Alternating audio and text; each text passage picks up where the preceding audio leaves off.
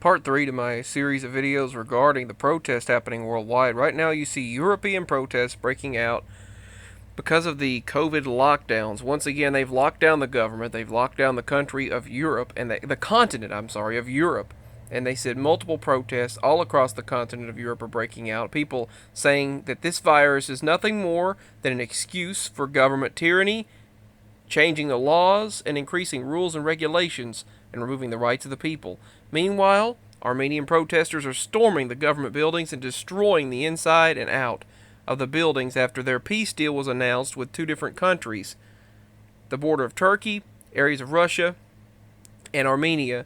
They said they don't have the right to just choose what land they gerrymander and change. They don't have the rights to take over the people. Similar to the situation what you saw with Israel and Palestine.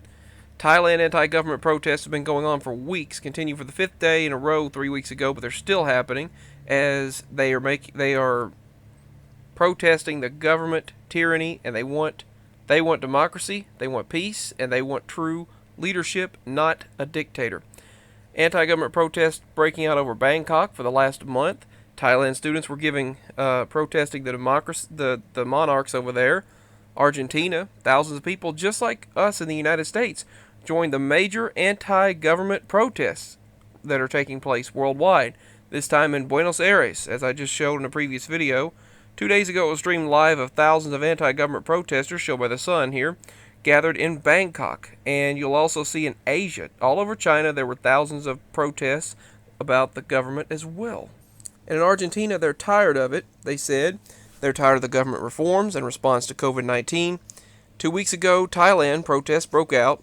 They said demonstrations against the government and the military rule. They basically sort of created a martial law situation over there in Thailand, and they're tired of that. And at this point, the Thailand... Wow, my ear's ringing. I apologize. My ear is ringing. Okay, Thai government is going to try to disarm the protest movement. Clamping down on the media as well. They're clamping down on the media and trying to control it just like they do over here. This is an image of the massive anti-government protests that were held in Buenos Aires. More in Thailand. This was last night as the Armenians are protesting and storming the building after that government peace deal that took their rights away, they felt. They went and destroyed the parliament, destroyed the Capitol building on the inside, because they feel that the government does not have rights to tell people what they're free to do and not to do, and doesn't have the rights to take their land. They don't decide who gets what land. This is more in Thailand right here. Our politicians use the youths to actualize their dreams, and at the end, this right here is happening over in African nations.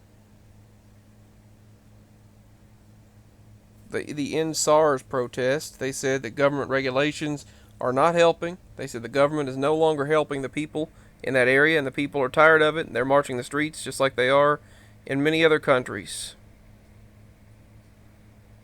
This is in Nigeria. Look at Poland. Look at the number of people lining the streets of Poland.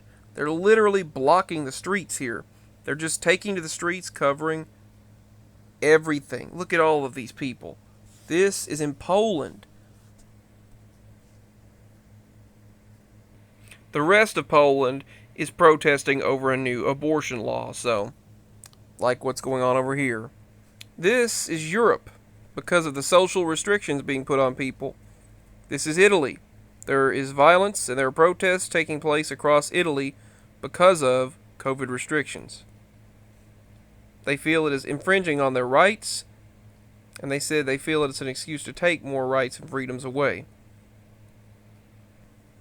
What they want is they want their freedom back, but they feel it's being taken away again due to these restrictions. This was in Poland.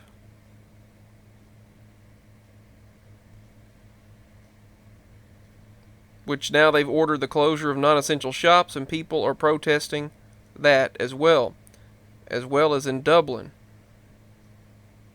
The police are blocking businesses and blocking streets But the night before the lockdown was enforced, people were taking to the streets. They were filmed singing and dancing outdoors, which singing and dancing is now illegal. It was an impromptu gathering. This is in Marseille, Europe. Dr. ordered elderly people to stay. To keep my head above water, all we're asking is to be heard. We feel like society's outcasts. City officials joined the protest, saying the government in Paris didn't consult them about the restrictions. I understand the anger of shopkeepers. I understand the anger of professionals. We've pushed them to the limit. Today, they are here, they are showing it, they are right. The government has said that people must learn to live with the virus, but in recent days, it's hardened its tone and approach. These measures are temporary. They are necessary, but they are not arbitrary. Protesters have been taking to the streets of the capital Sofia and most other major Bulgarian cities for weeks.